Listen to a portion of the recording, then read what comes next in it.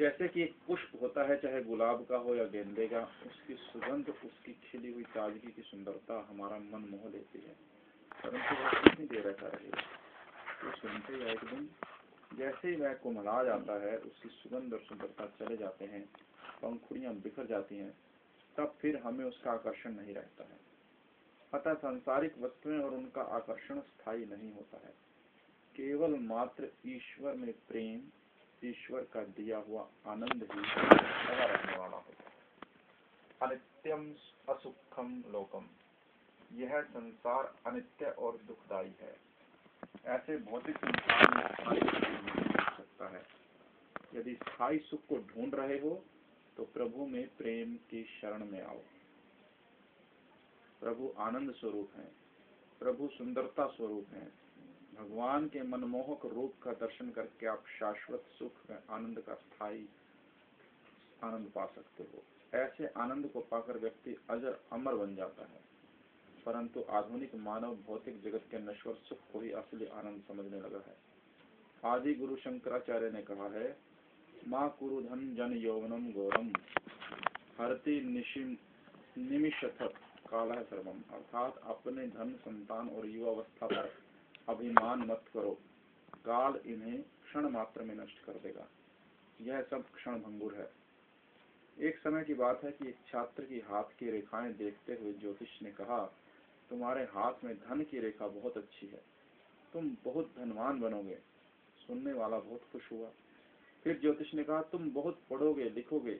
छात्र यह सुनकर और भी अधिक प्रसन्न हुआ। फिर ज्योतिष ने कहा, युवावस्था में ही तुम्हें यश और कीर्ति प्राप्त होगी। इतना कहने के बाद ज्योतिष चुप हो गया और गहरे विचार में डूब गया। प्रफुल्लित छात्र हैरान होकर पूछने लगा कि बात क्या है। तब ज्योतिष ने बताया कि उसकी जीवन अवधि बहुत छोटी है। यह सुनकर छात्र बहुत ही उदास हो गया।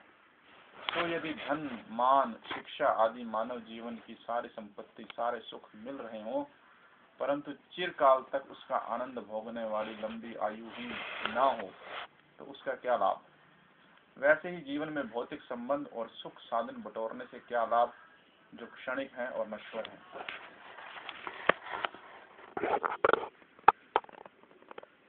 परमात्मा के साथ इस जीवन काल में जुड़ जाने का सुख व आनंद स्थायी और परम श्रेष्ठ होता है।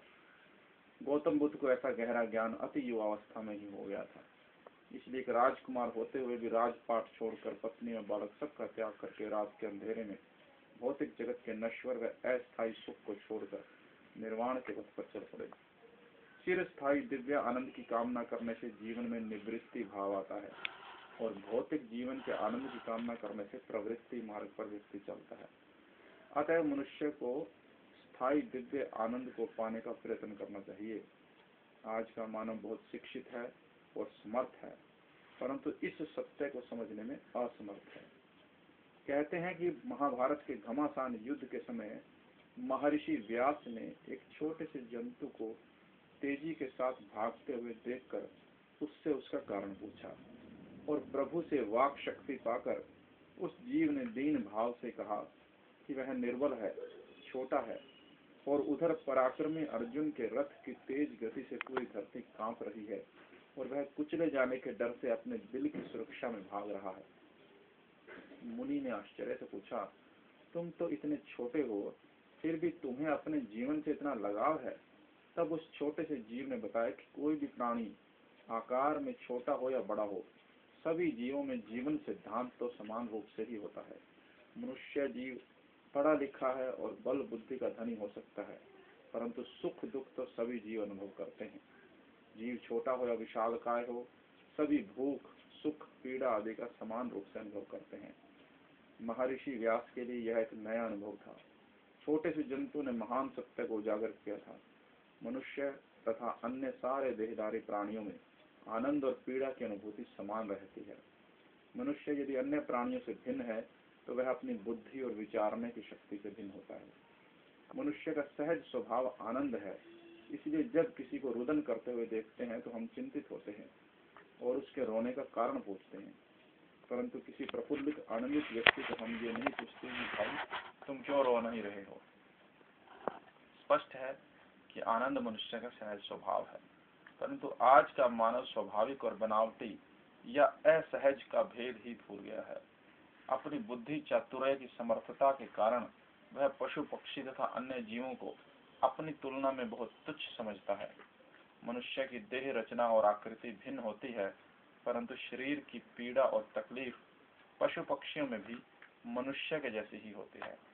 हिंसा करने में दूसरे जीवों को पीड़ा को ना समझना या महसूस ना करना बड़ी भारी भूल है। विशाल सागर के खारे पानी की एक बूंद भी उतनी ही खारी होती है जितना पूरा सागर खारा होता है। हम यदि कहें कि लेकिन एक बूंद में तो नमक की मात्रा बहुत कम होती है, तो यह सही नहीं होगा, क्योंकि पूरा सागर या उसकी एक बूंद दोनों में खारेपन की मात्रा तो समान ही रहती है।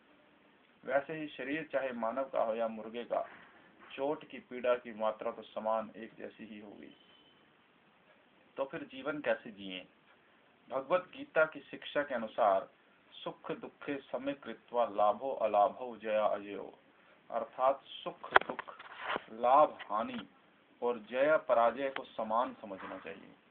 मनुष्य को सुख में अथवा कष्ट में, स्तुति में अथवा निंदा में समभाव रखना चाहिए। इसे ही सच्ची योग की मनस्थिति कहते हैं। समत्वम योगम उच्यते, अर्थात समभाव को योग कहते हैं। मुनि व्यास ने एक छोटे से कीड़े से जीवन की एक शिक्षा ग्रहण की और संसार को समभाव विकसित करने का पाठ पढ़ाया। किसी का रूप रंग देखकर भेदभाव मत करो। किसी के भी रूप रंग नहीं, किंतु गुणवत्ता व आचरण महत्व के होते हैं। आधुनिक मनुष्य बाहरी रूप रंग को बहुत महत्व देता है। मनुष्य होने की कसौटी होती है समभाव होना। जैसे एक माँ और उसके नवजात शिशु के पेट में भूख की अनुभूति एक जैसी होती है, परंतु माँ भोजन खाती है और शिशु दूध पीता है। इस प्रकार ये कुछ अनुभव सभी प्राणियों में एक जैसे होते हैं। महर्षि व्यास एक महान योगी थे, जिन्होंने वेद संहिताओं का संग्रह किया। उन्हें भी ऐसे सत्य का मान एक छोटे से जंतु से मिलने के बाद हुआ। हम छोटे से छोटे जीव से भी कुछ सीख सकते हैं। प्रकृति भी हमारे सामने अनेकों आदर्शों को प्रकट करती रहती है।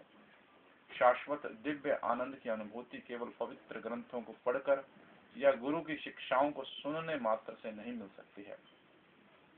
इसे कोई बड़े बुजुर्गों से उपहार रूप में भी नहीं पा सकता है। इस दिव्य आनंद का अनुभव करने के लिए व्यक्ति को प्रत्येक विषय में पूरी जानकारी देकर विवेक बुद्धि का उपयोग करना चाहिए।